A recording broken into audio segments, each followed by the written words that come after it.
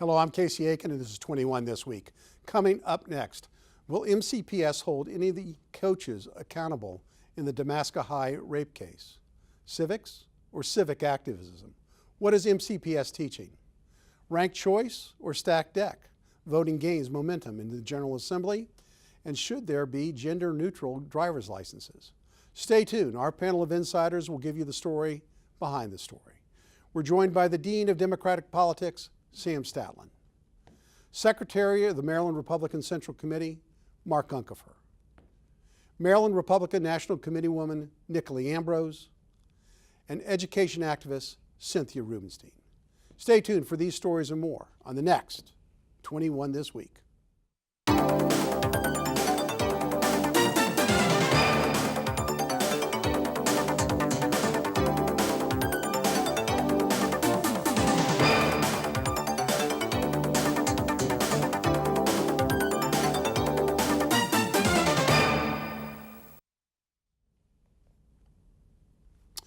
4 months after the locker room sexual assault on 4 high school teens at Damascus High School, the wheels of justice are beginning to move slowly. In all, 5 students were charged in connection with the assault. 4 were charged as adults, 1 as a juvenile. This week, based on a ruling by Circuit Court Judge Stephen Salant, 1 other was charged as a juvenile. The 3 others remain charged as adults. Jean-Claude Abadi of Clarksburg, Christian Jamal Lee of Germantown, and Caleb Thorpe of Gaithersburg. Montgomery County State's Attorney John McCarthy stated the following: "It's not hazing, these were crimes. I would caution anyone to refer to this as hazing. These boys were victims of criminal acts. They were not victims of hazing, they were victims of first-degree rapes." Sam, what seemed implausible when these crimes occurred was the lack of supervision by any of the adult football coaches, 8 of them, who coached the junior varsity team. And in the 4 months since these crimes occurred, there has been virtually no response from Jack Smith, the superintendent of the Montgomery County public school system. One unnamed Montgomery County official said they take these matters seriously, but the system may be too worried about its image. Is this why there's no further information? No, there's no other information coming out, because Montgomery County and the school system are worried about all the lawsuits they're going to get over this particular instance, and those going back 20, 30 years ago, when the principal says he knew about this type of activity going on the year before, and when Judge Salant, in his ruling that one of the children will be held in juvenile court, showed surprise that people knew that these things were going on. It's a huge lawsuit. I'm taking me a mail order course in law. I want to practice in Montgomery County. Cynthia, MCPS did send out notices to all the high schools about the danger of hazing, but why isn't there greater accountability? Is it because, as Sam suggests, everybody's just scared? Well, Jack Smith went on the public record in late November, right after this happened, saying that when investigators finished their investigations, MCPS would look at the personnel and the procedures around this case and would address the people who were supposed to be doing what they were supposed to be doing.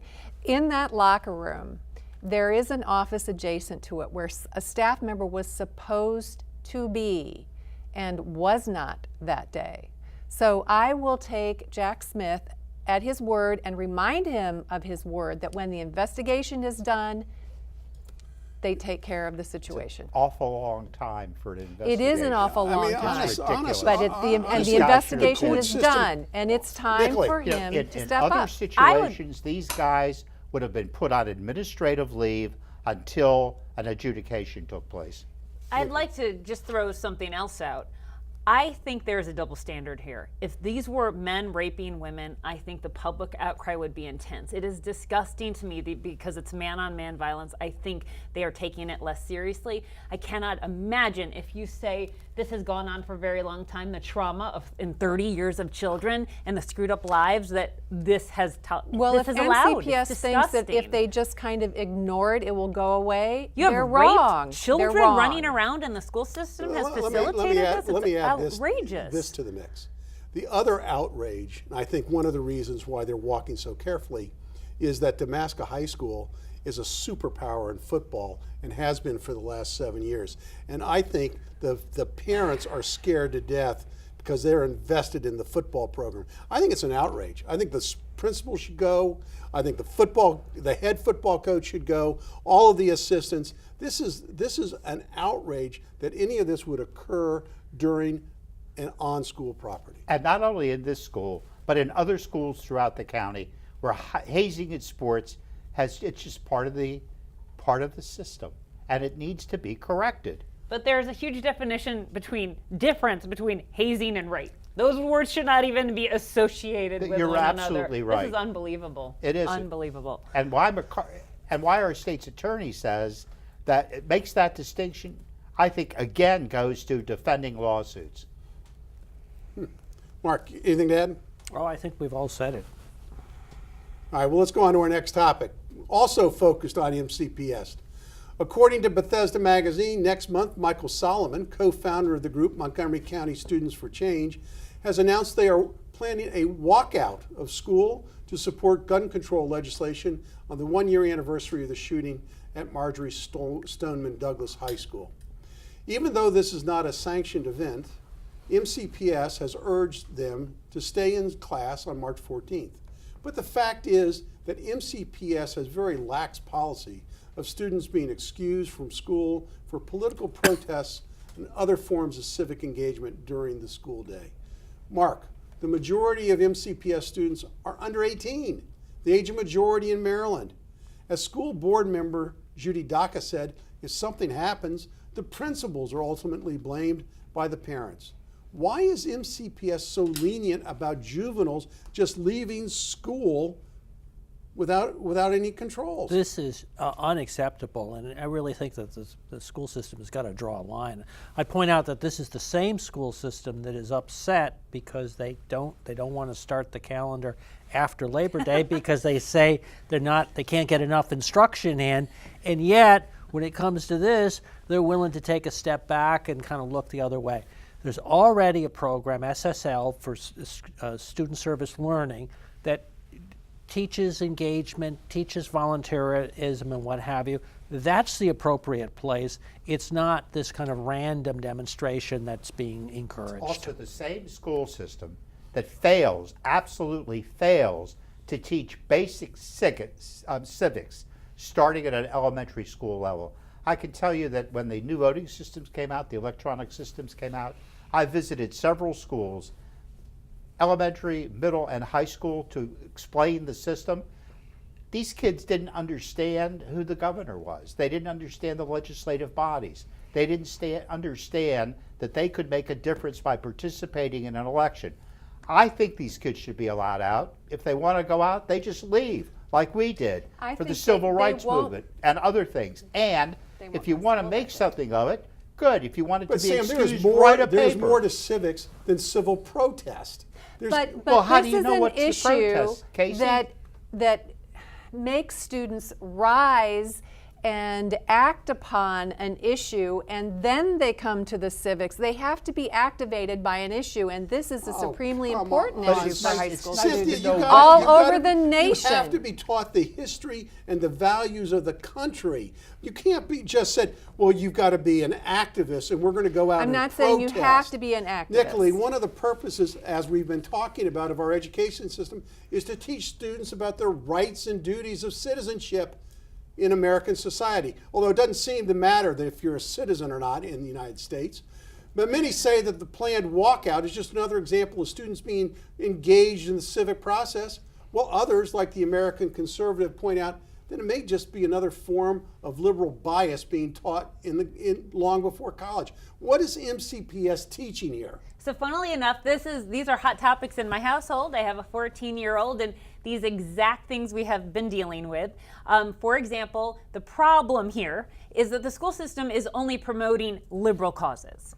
right? If there were an equal opportunity to promote points of view, but the only protests you're allowed to participate in and are encouraged to participate in are liberal issues. So I have problems with the fact that if you were interested in, say, going to our president's inauguration, that would be an unexcused absence, whereas if it's a liberal cause, it is excused. This is disgusting that we can't encourage that it is America. Everyone is welcome Cynthia. to have a spectrum of opinions. You have to take MCPS out of this. This is not a sanctioned activity. This is not being drilled into kids. This is an organic movement from high school students This is being across celebrated the in the Washington nation Post. and it's being led tolerated by by the schools. students This student, John Solomon, is being nominated to be a student representative For the on the state of Maryland Maryland. State Board of Education. Yes, What it is. example does this send that he's telling kids to leave school and walk out? This is a supremely important issue for This young is propaganda, people. and They you're only don't allowed to want have that to one point of live view. this If you have a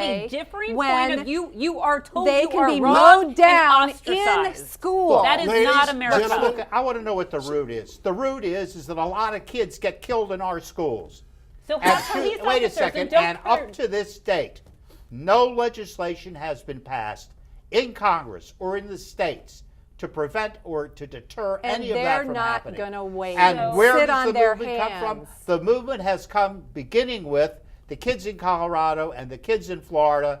No I think law- that they should be in the Sam, system. no that they should law be able to is gonna protest. prevent a but I shooting. want them to know what and why When they're we come protesting back- And then you should and what they can support do about officers it. in schools who are trained, people who are trained and know how to protect innocent children. If our elected officials can have trained professionals guarding them, why can our children not? I don't want a guy My in the children school deserve system that. with a gun. You don't want someone trained Look, I've talked in to your defense? son. I've talked to your Yes, son. and he would like someone trained And to I will protect tell them. you that your son understands who the governor is, who the leader of the Senate and the House is. He understands the political process. He's a 14% in knowing this stuff.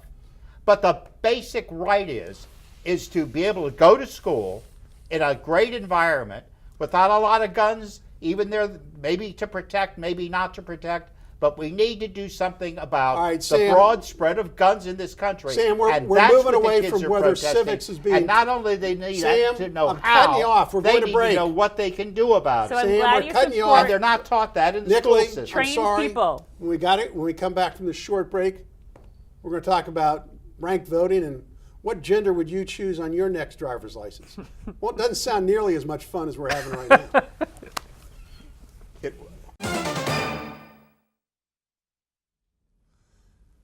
And welcome back. My, it's quiet on the set for a change.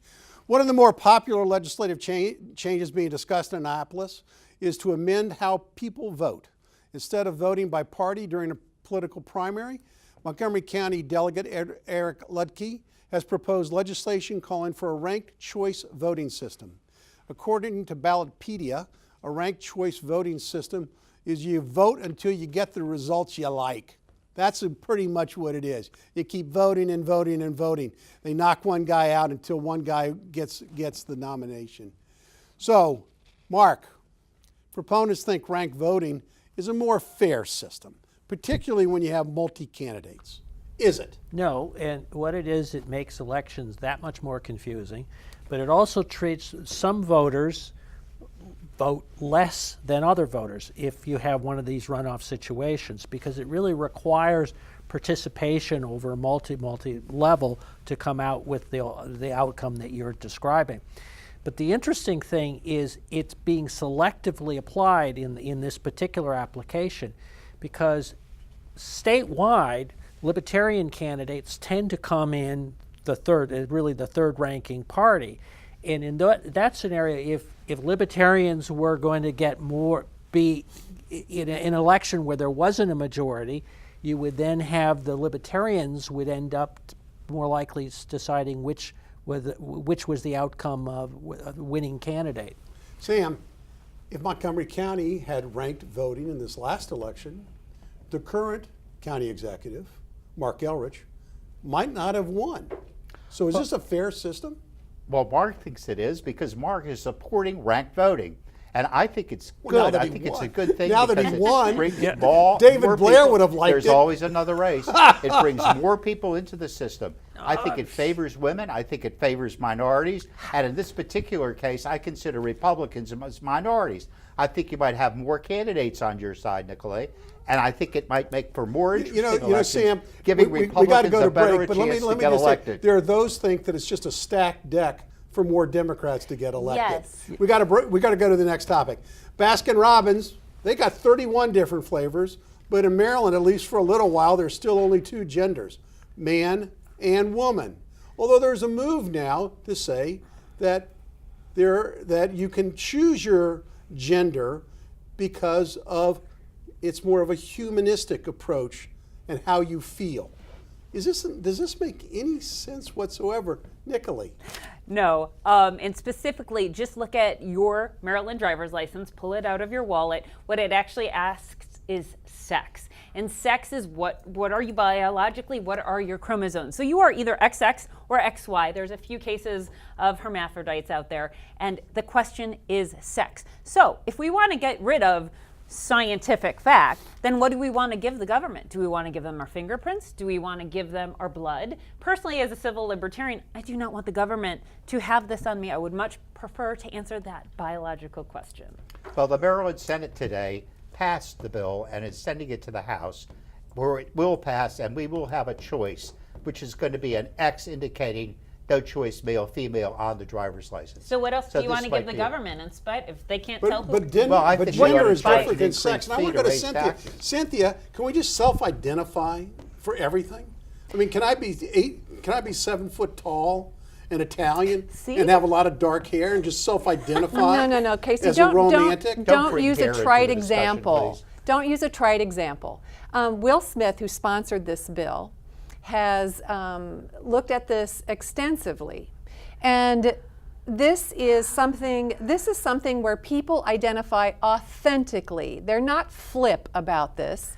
This is who they are psychologically, and this is how they present themselves to the world, and this is who they are. Major airlines are allowing people to designate an X when they make purchases of tickets. Will Smith, it was asked in one of the hearings, have you heard from any government agencies who have an argument about this, against this? Department of Justice, Homeland Security, no argument. This people are making a mountain out of this minor, itty-bitty consideration for a population of people who just want to be able to identify as they are.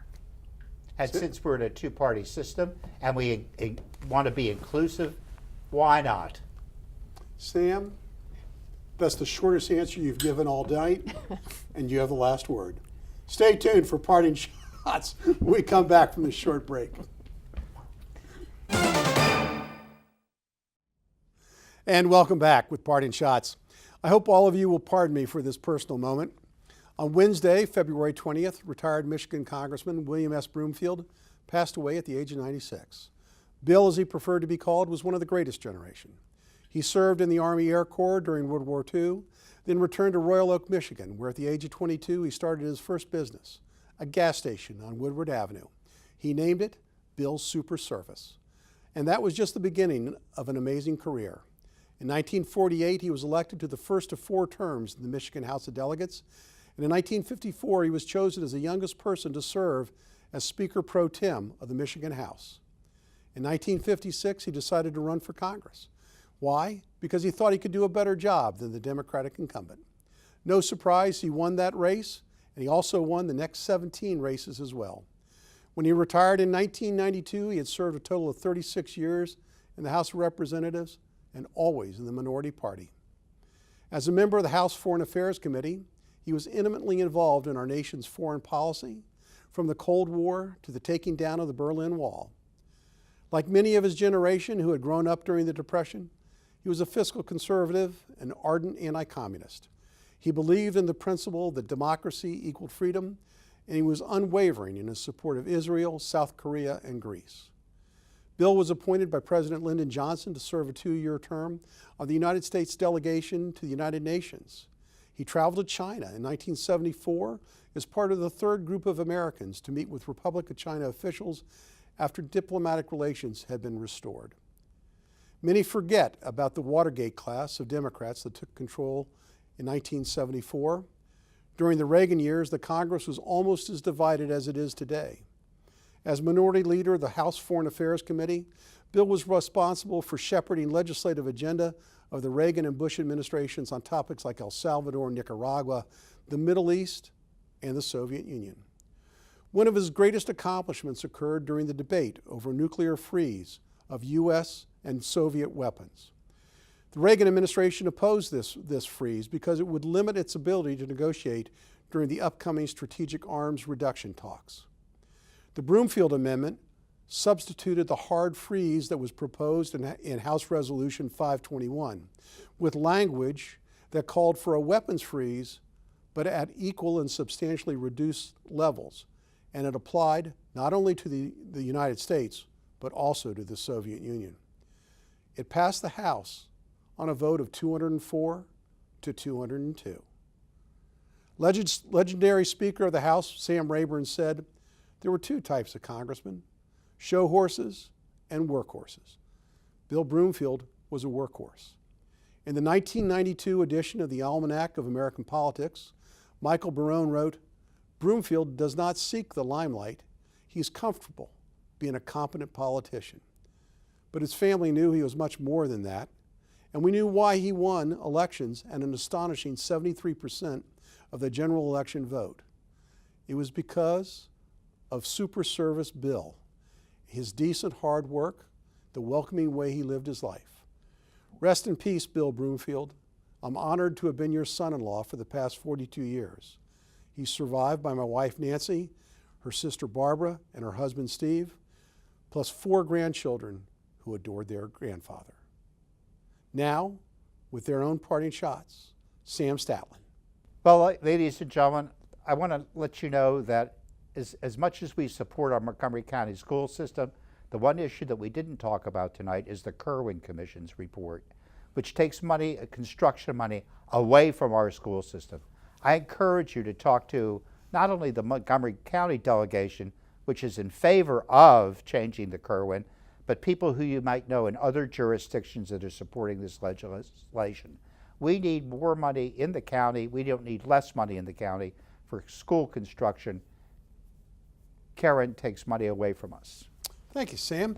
Mark Uncapher, your parting shot. This week, Rex Reed was laid to rest at a funeral. He was a longtime activist who I know touched a number of people on the panel's tonight's life. Sam, you worked with him on Mobile Med. Nicolee, you sang beautifully at the funeral. I'd just like to remember Rex, who really touched so many lives, both in Montgomery County, but also Maryland as well. I also want to mention that we lost David Davidson, who was a true activist here within the county as well. Best to both families. Thank you both. Nicolee? Yes, Rex Reed was one of my longest, dearest friends in politics, and may we all support his family, as they will have much to struggle with. But I want to turn our attention to the South and Virginia. We have really seen an unprecedented fail with Virginia's Democrat leadership across statewide offices, and it's amazing how it's no longer part of the national dialogue. I think it is incredibly important that we deal with a history of racism, with people walking around dressed in KKK attire and assaulting women. We need to confront these issues head on and investigate it and not let it go. Least not to say we can also not have governors in both Virginia and New York promoting the infanticide of born babies, as Governor Northam discussed on air. So these are things I hope continue in the national dialogue that we cannot just let go. Thank you. Thank you, Nicolee. Cynthia. Okay, back to education. 2 opportunities for people who care about public education in Montgomery County this week. Kojo Nnamdi is coming to Silver Spring on Tuesday night to talk about the sticky issue of boundaries and diversity in Montgomery County Public Schools. And on March 5th, Arnie Duncan, former Cabinet Secretary for Education, will be talking about education at Montgomery College. Well, thank you, Cynthia. I'm surprised you didn't talk about pitchers and catchers reporting for the baseball season. And where will Bryce Harper ever end up? I guess it won't be in Baltimore. I want to thank the panel for being here. We had a lively discussion tonight. I'm not sure we changed anybody's opinion, but it certainly was something to behold. And I want to thank the audience for tuning in each and every week to Montgomery County's hardest hitting political talk show. For 21 this week, I'm Casey Aiken.